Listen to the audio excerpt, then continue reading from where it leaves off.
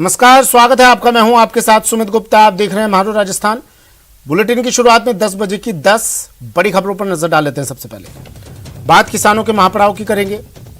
किसान पिछले कुछ दिनों से लगातार महापड़ाव डाले हुए हैं। हजारों की संख्या में किसान जमे हुए हैं। कुछ मांगे हैं और कह रहे हैं जब तक मांगे नहीं मानी जाएगी महापड़ाव नहीं हटेगा। फिर बात रेजिडेंट्स की हड़ताल की। एसएमएस में रेजिडेंट्स की हड़ताल लगातार जारी है। और बात पुजारी की हुई मौत की भी करेंगे। इसके बाद दिखाएंगे आपको कहां घरेलू झगड़े में गोली चला दी गई और कहां पर खान ढहने से 2 लोगों की मौत हो गई। फिर बताएंगे आपको लंपी के असर के बारे में, जिसका असर अब पुष्कर मेले पर भी दिखाई दे रहा है। किस तरह से यह असर पड़ा पुष्कर मेले पर, इसके बारे में भी बताएंगे। और कहां पर मुआवजे के लिए हंगामा हुआ वो खबर भी आपको दिखाएंगे, तस्वीरें दिखाएंगे। बात नए सीजेआर की। आज नए सीजेआर शपथ लेंगे। राजस्थान हाईकोर्ट को नया चीफ जस्टिस आज मिलने जा रहा है। फिर बात ऊर्जा मंत्रियों के सेमिनार की। ग्रीन एनर्जी पर मंथन की भी बात होगी। और आज की वो बड़ी खबरें जिन पर दिन भर रहने वाली है हमारी नजर, वो खबरें भी जान लीजिए। सबसे पहले पाली में किसानों के महापड़ाव की बात करेंगे। आज दिन भर इससे जुड़ी तमाम तस्वीरें आप तक पहुंचाएंगे। फिर बात रेजिडेंट्स की जो हड़ताल पर हैं, अब पूर्ण कार्य बहिष्कार इन्होंने कर दिया है। पुष्कर मेले पर पड़े लंपी के असर की भी आज दिन भर हम बात करेंगे और तस्वीरें दिखाएंगे आपको किस तरह का असर पुष्कर मेले पर पड़ा, क्या फैसला लेना पड़ा सरकार को। फिर अजमेर में पुजारी की मौत मामले की बात करेंगे, जो अब तूल पकड़ता जा रहा है मामला। और नए सीजेआर की भी बात होगी जो आज शपथ लेंगे। भरतपुर से बड़ी खबर आ रही है, जहां नाकाबंदी तोड़कर बजरी माफिया भाग निकले। पुलिस बजरी माफियाओं का पीछा कर रही है। सूचना पर मथुरा गेट थाना पुलिस ने नाकाबंदी करवाई थी। नाकाबंदी को तोड़कर ही बजरी माफिया फरार हो गया। पुलिस अब लगातार इनका पीछा कर रही है। बजरी को रोड पर खाली कर ये बजरी माफिया भाग रहे हैं। धौलपुर से अवैध रूप से चंबल की बजरी भरकर ये भरतपुर ला रहे थे। जब पुलिस इन्हें भनक लगी कि पुलिस इनके पीछे है, इन्होंने बजरी को सड़क पर ही पटका और वहां से भाग छूटे। दीपक पुरी मेरे सहयोगी भरतपुर से फोन लाइन पर जुड़ गए हैं। दीपक, अब तक तो खबर हम सुनते आ रहे थे कि बजरी माफिया पुलिस की मिली भगत, लेकिन आज तो पुलिस पीछे पीछे, बजरी माफिया आगे आगे, क्या मामला पूरा?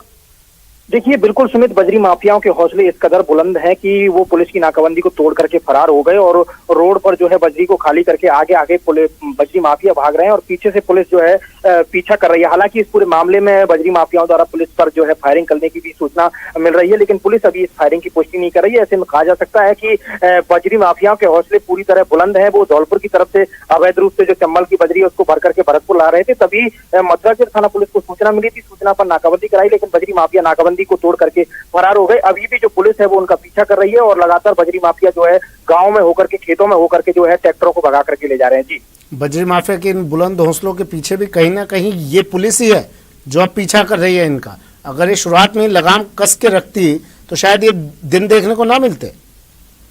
देखिए, बिल्कुल सुमित, इस बात में कोई दोहराए वाली बात नहीं है, क्योंकि ये जब अपराध होते हैं और बजरी माफिया बेखौफ होते हैं तो कहीं ना कहीं पुलिस की जो लापरवाही है वो रहती है और पुलिस की लापरवाही के चलते जो है ऐसे घटनाक्रम सामने आते हैं। लेकिन अब पूरे मामले में पुलिस का कहना है कि बजरी माफियाओं का पीछा किया जा रहा है, जल्द ही इनको जो है पकड़ लिया जाएगा। लेकिन लग रहा है कि बजरी माफिया पुलिस की चंगुल में नहीं आएंगे और वो पुलिस को चकमा देकर के फरार हो जाएंगे, क्योंकि हर बार ऐसा ही देखने को मिलता है। पुलिस पीछा तो करती है लेकिन बजरी माफिया पुलिस के हाथ नहीं आते हैं और यही मामला हो सकता है पीछा करने का दिखावा ही किया जा रहा होगा। हर बार ऐसा एक ही चीज बार बार दोहराई जाए, पुलिस पीछा करती है, बजरी माफिया निकल जाता है, तो लोग भी सवाल पूछ रहे हैं कि पीछा करने का सिर्फ दिखावा ही होता है क्या? शुक्रिया दीपक तमाम जानकारी के लिए।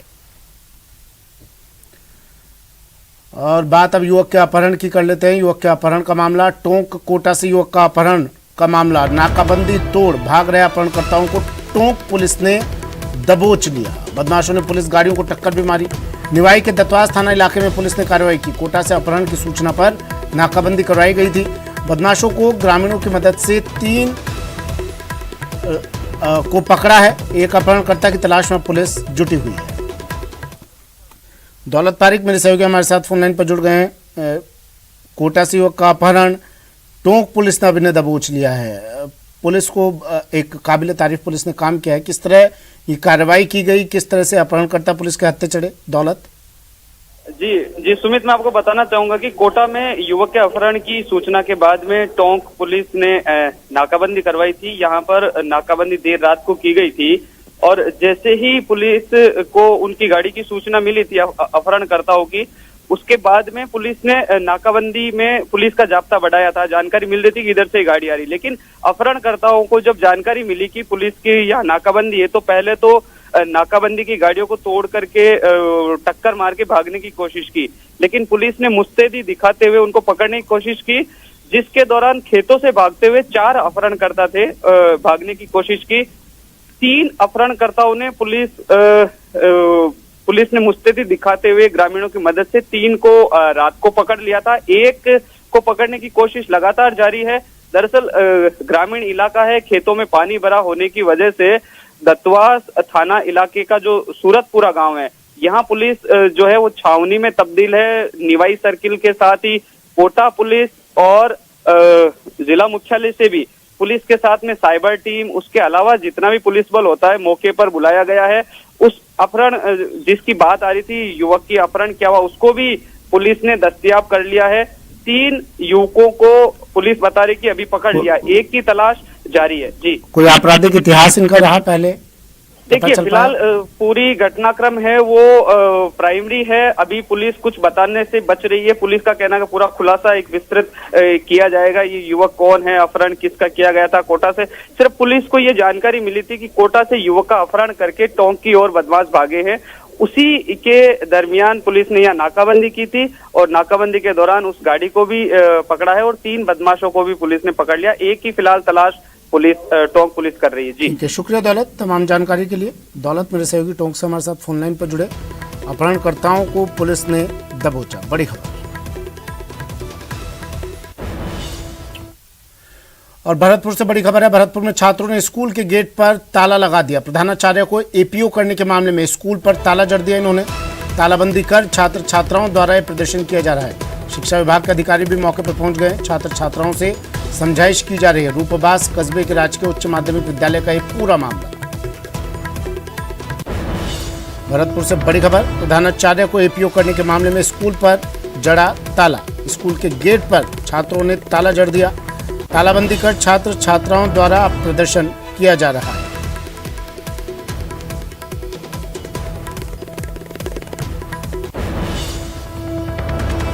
भरतपुर से सहयोगी दीपक पुरी फोन लाइन पर जुड़ गए हैं। दीपक, मामला क्या पूरा, क्यों नाराज हैं ये छात्र?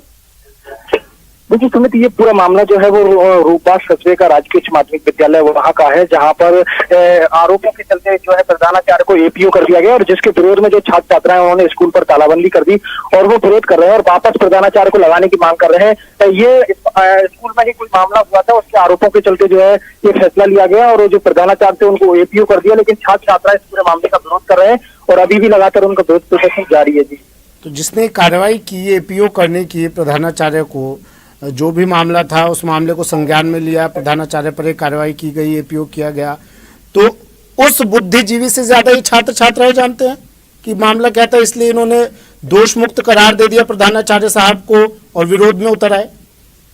देखिए छात्र छात्राओं का कहना है कि जो प्रधानाचार्य हैं वो बच्चों को अच्छी पढ़ाई कराते थे और अच्छा कार्य कर रहे थे, लेकिन कि आरोपों के चलते जो है उन्हें एपीओ किया गया और उन्हें वो वापस लगाने की मांग कर रहे हैं। अब अधिकारी भी वहां मौके पर पहुंच चुके हैं और छात्रों को समझाने की कोशिश की जा रही है। जी ठीक है दीपक, भरतपुर से बड़ी खबर है। स्कूल के गेट पर इन्होंने ताला जड़ दिया है।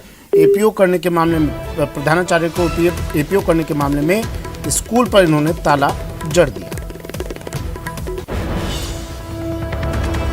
और भरतपुर से ही खबर है। भरतपुर में अवैध खान ढहने से हादसा हो गया। खान के नीचे दबने से 2 लोगों की मौत हो गई। एक पोकलेन मशीन, 2 डंपर अभी भी दबे हुए हैं। कई लोगों के नीचे दबे होने की सूचना मिल रही है। दबे हुए 2 लोगों के शवों को निकालकर अस्पताल की मोर्चरी में रखवा दिया गया है। राहत और बचाव कार्य जारी है। गोपालगढ़ थाना क्षेत्र के विजासना गांव की घटना। अवैध रूप से संचालित ये खान की जा रही थी। भरतपुर सांसद रंजीता कोहली भी मौके पर पहुंच रही है।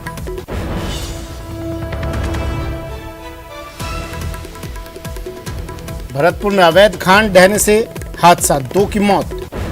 एक पोकलेन मशीन, 2 डंपर अभी भी दबे हुए हैं। कई लोगों के नीचे दबे होने की भी सूचना मिल रही है। दबे हुए लोगों के शव को निकालकर, दोनों लोगों के शव को निकालकर अस्पताल में मोर्चरी में रखवा दिया है। राहत बचाव कार्य लगातार जारी। बताया जा रहा है ये खान अवैध रूप से संचालित की जा रही थी यहाँ पर। अब भरतपुर सांसद रंजीता कोली भी मौके पर पहुंच रही हैं। गोपालगढ़ थाना क्षेत्र के विजासना गांव की घटना।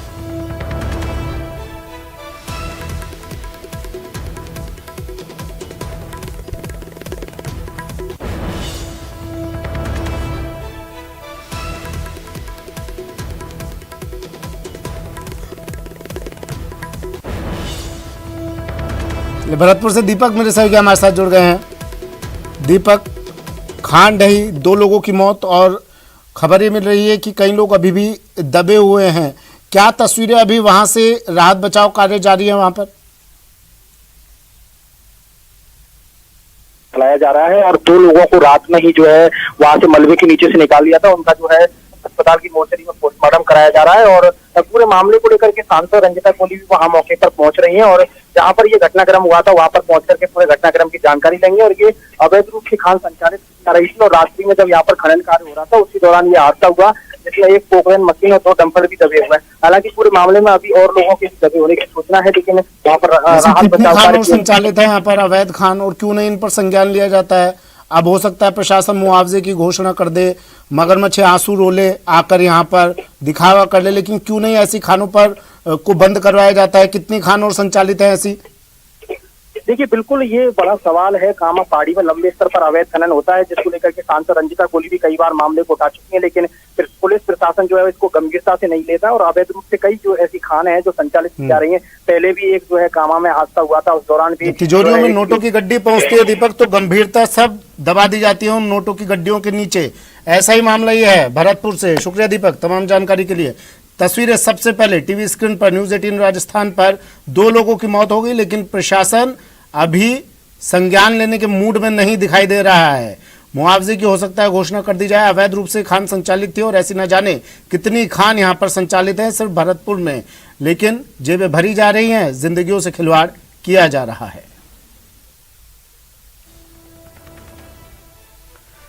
अजमेर से बड़ी खबर है।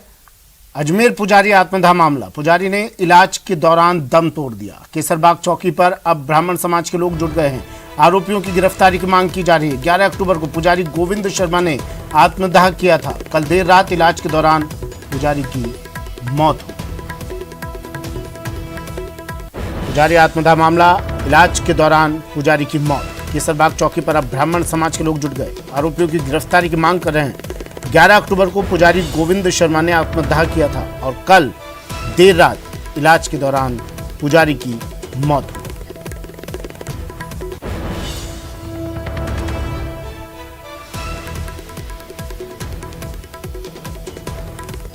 अजमेर से बड़ी खबर।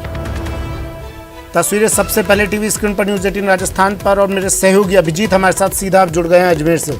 अभिजीत, पुजारी की मौत और अब ब्राह्मण समाज के लोग इकट्ठा हो गए हैं, जमा हो गए हैं, पूरा मामला बताइए, क्या था ये पूरा मामला? एक बार फिर से दर्शकों को, क्यों आत्मदाह करना पड़ा था पुजारी को, और अब मौत के बाद, पुजारी की मौत के बाद क्या तस्वीर वहां से? देखिए, 11 अक्टूबर की ये घटना है। जगन्नाथ मंदिर के जो पुजारी हैं गोविंद नारायण शर्मा, उन्होंने 11 अक्टूबर की दोपहर को मंदिर परिसर में ही अपने ऊपर केरोसिन डालकर आत्मदाह का प्रयास किया था और गंभीर झुलसी हालत में वो JLN अस्पताल में एडमिट हुए थे, जहां कल देर रात उन्होंने दम तोड़ दिया।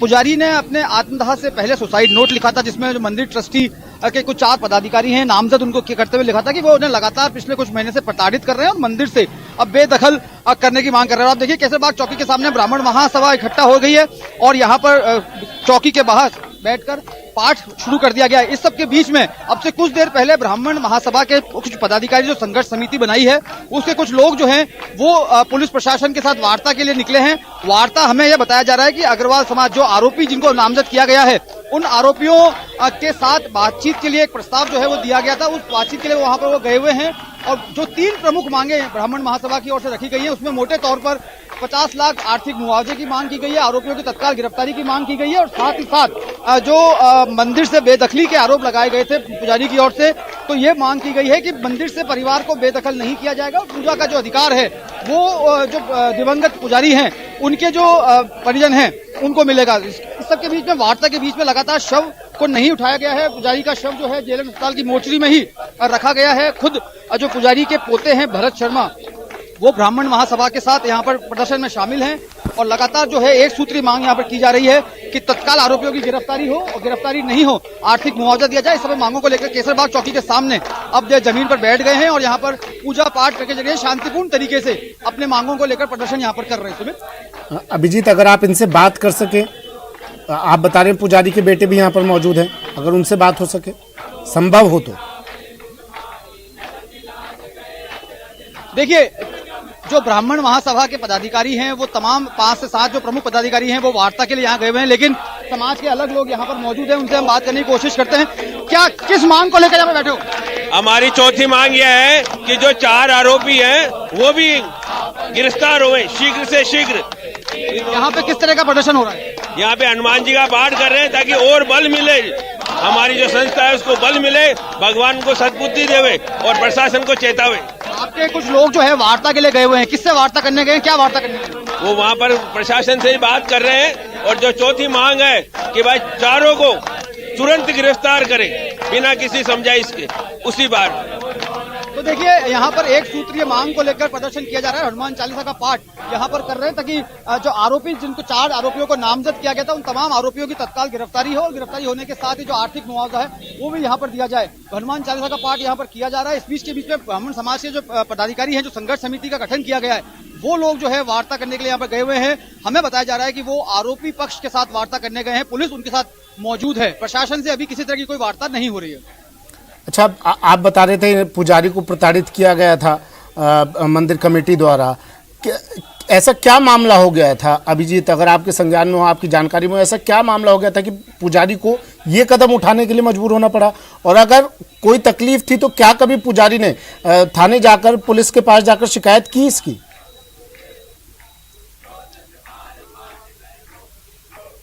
देखिए, ये पूरा मामला जो है करीब 4 महीने पहले से इसकी शुरुआत हुई थी। विवाद की जो जगन्नाथ मंदिर ट्रस्ट है उसमें चुनाव होने के बाद जब नई कार्यकारिणी का गठन हुआ था, उस नई कार्यकारिणी के साथ जो है पुजारी, दिवंगत पुजारी गोविंद नारायण शर्मा का विवाद हुआ था। बेदखली करने का वो प्रयास कर रहे थे ट्रस्ट के लोग और उन्होंने दूसरे पुजारियों को वहां पर बैठाना शुरू कर दिया था। मेरे साथ में विप्र सेना के जो है शुभम मौजूद है। क्या तरह का पूरा विवाद चला आ रहा था और किस तरह का आंदोलन यहाँ पे चल रहा है? देखिए, दिवंगत गोविंद नारायण जी पुजारी विगत करीबन 4 महीने से 4 माह से प्रशासन के साथ, प्रशासन को कंटिन्यूअसली अपनी मांगों को लेकर के, अपनी पीड़ाओं को लेकर के कहते रहे कि भाई मेरी ये पीड़ा है। ट्रस्ट के द्वारा भी उनको कई प्रकार की मानसिक पीड़ाएं दी गई, लाइट के कनेक्शन काट दिए गए, पानी के कनेक्शन काट दिए गए। जिस ठाकुर जी की सेवा में एक विप्र बंधु ने अपने 60 साल दियो, उन ठाकुर जी को अंधेरे में रखना, वहाँ भोग की परस्पर व्यवस्था नहीं हो पाना, ये अपने आप में एक बड़ा विषय है। और मेरा आप सभी लोगों से निवेदन है, हम प्रशासन से अभी वार्ता चल रही है, हमारे समाज का एक डेलीगेशन, समाज का डेलीगेशन जो है अभी प्रशासन के साथ मौजूद है, वार्ता चल रही है और समाज का जो भी निर्णय होगा समाज की जायजम पे होगा और सर्वसम्मति से होगा। देखिए सुमित, जो समाचार हमें मिल रहे हैं कि ब्राह्मण महासभा के इस प्रदर्शन में अब से कुछ ही देर बाद जो मसूदा के विधायक हैं राकेश पारीख, वो भी शामिल होंगे। इसके साथ साथ बताया ये भी जा रहा है कि विप्र बोर्ड के जो अध्यक्ष हैं महेश शर्मा, वो भी यहाँ पर मौजूद रहेंगे। तो इस पूरे आंदोलन में जो एक सूत्रीय मांग है कि आरोपियों की तत्काल गिरफ्तारी हो, उसको लेकर तमाम ब्राह्मण जो है अपने मंदिर को छोड़ के, अपने धर्मस्थलों को छोड़ के यहाँ पर मौजूद है और हनुमान चालीसा का पाठ केसरबाग चौकी के सामने किया जा रहा है। नजर आप बनाए रखिएगा, अपडेट आपसे लेते रहेंगे। फिलहाल शुक्रिया तमाम जानकारी के लिए, तस्वीरें दिखाने के लिए। बढ़ते हैं अगली खबर की ओर। खबर पाली से है। पाली में किसानों का महापड़ाव लगातार जारी है। किसानों का महापड़ाव छठे दिन भी जारी है। सांडेराव के पास राष्ट्रीय राजमार्ग जाम करने की इन्होंने अब चेतावनी दे दी है। शुक्रवार को हुई बैठक में किसानों और अधिकारियों के बीच सहमति नहीं बनी। संगम अध्यक्षों की बैठक का भी इन्होंने बहिष्कार का ऐलान किया है। किसानों की चेतावनी के बाद भारी पुलिस बल मौके पर तैनात।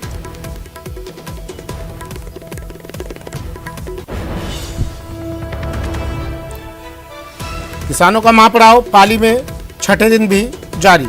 राष्ट्रीय राजमार्ग जाम करने की इन्होंने अब चेतावनी दे दी है। सांडेराव के पास शुक्रवार को हुई बैठक में किसानों और अधिकारियों के बीच सहमति नहीं बनी। अब इन्होंने संगम अध्यक्षों की बैठक के भी बहिष्कार का ऐलान कर दिया है। पुलिस बल मौके पर तैनात। तस्वीरें सबसे पहले न्यूज़ 18 राजस्थान पर। श्याम चौधरी मेरे सहयोगी हमारे साथ पाली से सीधा जुड़ गए हैं। श्याम, छठा दिन, क्या कह रहे हैं किसान? किसी तरह की कोई बातचीत, कोई वार्ता आगे बढ़ी? समझाइश की कोशिश की गई इनसे? जी आज छठा दिन है किसानों के महापड़ाव को लेकर और किसानों से कोई वार्ता नहीं हुई। उसके बाद किसान कल जवाई बांध से सांडेराव के लिए कूच कर गए और आज रात्रि विश्राम सांडेराव में करने के बाद आज राष्ट्रीय राजमार्ग को जाम करने की चेतावनी दी है उन्होंने। हालांकि इससे पूर्व प्रशासन की ओर से संगम अध्यक्षों की बैठक भी बुलाई गई है, जिसको किसानों ने बहिष्कार कर दिया। किसानों की एक ही मांग है कि ये जो बैठक हुई थी जल वितरण की वो पुनः जवाई बांध पे की जाए। अब सबसे बड़ी बात यह है कि अब दोनों पक्षों में किसी तरीके का जल वितरण को लेकर कोई विवाद नहीं दिख रहा है। अब सिर्फ बात इस पे टिकी हुई है कि दोनों तरफ से प्रशासनिक अधिकारियों और किसानों की तरफ से अब अहम की लड़ाई बन गई है। ये मामला है जो अहम का लड़ाई बन गया है। जहाँ 4300 MCFT पानी किसान मांग रहे थे वो उससे भी नीचे आने को भी तैयार है, लेकिन बात एक ही चीज पे अड़ी हुई है कि ये जो जल वितरण की बैठक थी उसको पुनः जवाई बांध में करवाया जाए। कल अतिरिक्त संभागीय आयुक्त की अध्यक्षता में सुमेरपुर में किसानों के साथ बैठक भी हुई थी। किसानों को समझाने का प्रयास भी किया गया, लेकिन इस बात पे किसान अड़े रहे कि जवाई में ये बैठक है जो जवाई डाक बंगले में करवाई जाए। जी इतना ऐसा कौन सा पेच फंसा हुआ है शाम? क्यों नहीं जवाई में ये बैठक हो सकती है? क्यों नहीं प्रशासन इनकी इस बात को मान लेता है? कहाँ ये पेच फंसा हुआ है? एक बैठक ही तो करवानी है जो पहले होती थी वहां पर, उसकी जगह चेंज की गई। अगर उसी जगह पर दोबारा बैठक हो जाती है तो इससे फर्क क्या पड़ेगा? कहाँ समस्या है प्रशासन को? जी बिल्कुल, ये बात अगर पहले दिन से ही अगर वहां पर बैठक हो जाती तो ये न तो 5-6 दिन से ये किसान महापड़ाव पे बैठते, न इस तरीके का कोई विवाद बढ़ता। पिछले 6 दिन से जिस तरीके से भारी संख्या में किसान महापड़ाव पर बैठे हैं, वहीं उनके साथ पुलिस, साथ प्रशासनिक अधिकारी भी लगे हुए हैं, लेकिन उसके बावजूद सिर्फ एक अहम की लड़ाई के चलते ये बात अभी तक आगे से आगे बढ़ रही है। और किसान इस चेतावनी पे आ गए हैं कि अगर आज 11 बजे जो बैठक होगी किसानों की, उसमें उसके बाद 2 घंटे प्रशासन के अधिकारियों को दिया जाएगा और उसके बाद में भी अगर किसी तरह की समझौता की वार्ता नहीं की गई और सही रेस्पॉन्स नहीं मिला तो उसके बाद किसान राष्ट्रीय राजमार्ग को जाम कर देंगे और उसके साथ ही उग्र प्रदर्शन करने की भी चेतावनी दी है। साथ ही जो ग्रामीण क्षेत्र है जहाँ पे किसान बाहुल्य क्षेत्र है, वहाँ के बड़ी संख्या में लोगों को पहुँचने का भी आह्वान किया है और सवेरे से भी किसान अब ये सांडेराव पहुँचने शुरू हो गए हैं। जी बड़ी संख्या में यहाँ किसान डटे हुए हैं, जमे हुए हैं पिछले 6 दिन से। शाम किस तरह यहाँ व्यवस्थाएं की गई हैं? अगर प्रशासन की बात करें, पुलिस की बात करें, किसी भी अप्रिय स्थिति से निपटने के लिए किस तरह की व्यवस्था की गई है? साथ ही किसानों के लिए, किसान भी यहाँ डटे हुए हैं बड़ी संख्या में, तो दैनिक रोजमर्रा की ज़रूरतें पूरी करने के लिए क्या व्यवस्था है उनकी यहाँ पर? घरों से तो काफ़ी दूर होंगे ये लोग। जी पुलिस की ओर से यहाँ पर पुलिस की ओर से 1.5 दर्जन से अधिक थाना की पुलिस मौके पर लगाई गई है। अतिरिक्त पुलिस अधीक्षक भूगलाल मीणा, अतिरिक्त पुलिस अधीक्षक ब्रजेश सोनी समेत आधा दर्जन से अधिक सीओ सहित सैकड़ों पुलिसकर्मी वहां पर डटे हुए हैं और सुरक्षा को लेकर लगातार बैरिकेड भी किए जा रहे हैं। वज्रा सहित अन्य वाहन भी वहां पर तैनात किए जाए ताकि किसी प्रकार की अप्रिय घटना न हो। शाम तमाम जानकारी के लिए शाम मेरे सहयोगी पाली से हमारे साथ जुड़े। किसानों का महापड़ाव छठा दिन। बढ़ते हैं अगली खबर की और। बात रेजिडेंट डॉक्टर्स की आंदोलन की। आज भी आंदोलनरत है, हड़ताल पर हैं एसएमएस के residents. Emergency, ICU, trauma centre में कार्य बहिष्कार इन्होंने किया हुआ है। लेबर रूम का भी कार्य बहिष्कार कर रखा है। रेजिडेंट्स की हड़ताल से मरीजों की मुश्किलें बढ़ती जा रही है।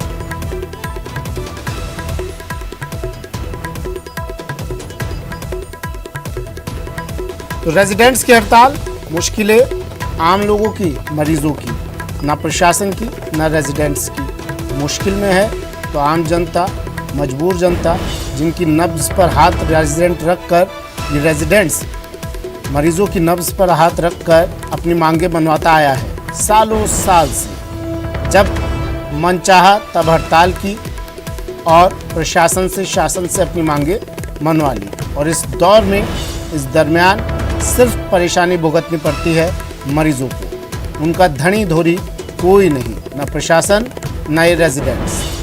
हालांकि कुछ डॉक्टर्स को तैनात किया गया है आपात स्थिति में, लेकिन ये डॉक्टर्स कितने काफ़ी हैं? क्या इन रेजिडेंट्स की कमी को पूरा कर पाएंगे ये डॉक्टर्स? कर पा रहे हैं? सौरभ गृहस्थी मेरे सहयोगी हमारे साथ जुड़ गए हैं जयपुर से। सौरभ, रेजिडेंट्स की हड़ताल लगातार, आईसीयू, इमरजेंसी कार्य बहिष्कार, लेकिन डॉक्टर से बात करते हैं तो वो कहते हैं कोई खास असर नहीं पड़ा है। जी बिल्कुल, देखिए अस्पताल प्रशासन का कहना है कि रूटीन जो प्लान्ड ऑपरेशंस होते हैं वो लगातार किए जा रहे हैं और उन्हें जो है वो समय नहीं दिया जा रहा है। लेकिन जिस प्रकार से रेजिडेंट डॉक्टर्स हड़ताल पर गए उसका असर जो है वो दिख रहा है, ना सिर्फ ओपीडी में बल्कि आईपीडी में भी देखने को मिल रहा है। मरीजों को इस लिहाज से दिक्कतें हो रही क्योंकि रेजिडेंट डॉक्टर्स जो है वो लगातार जो है वो काम करते हैं और उसके अलावा उनके नहीं होने पर सीनियर फैकल्टी भी पूरी तरह से मरीजों को नहीं देख पाते। इसके चलते दिक्कतों का सामना जरूर करना पड़ रहा है, लेकिन अलग अलग तरह की व्यवस्थाएं जो है वो की गई हैं, डॉक्टर्स लगाए गए हैं, साथ ही जो सीनियर रेजिडेंट है वो भी मोर्चा जो है वो संभाले हुए हैं। इस लिहाज से अभी इतनी बड़ी दिक्कत नहीं आई है, लेकिन सवाल ये है कि आखिर रेजिडेंट डॉक्टर्स क्यों नहीं मान रहे, जब ज्यादातर शायद एक कारण ये है इनके ना मानने का, क्योंकि जब ये सरकार की नब्ज ये पहचान चुके हैं, सरकार की नब्ज जनता है, उस नब्ज पर हाथ रखते हैं, अपनी मांगे मनवा लेते हैं, मांगे मानी जाती है इनकी तो फिर हड़ताल पर उतारू हो जाते हैं दूसरी मांग के साथ।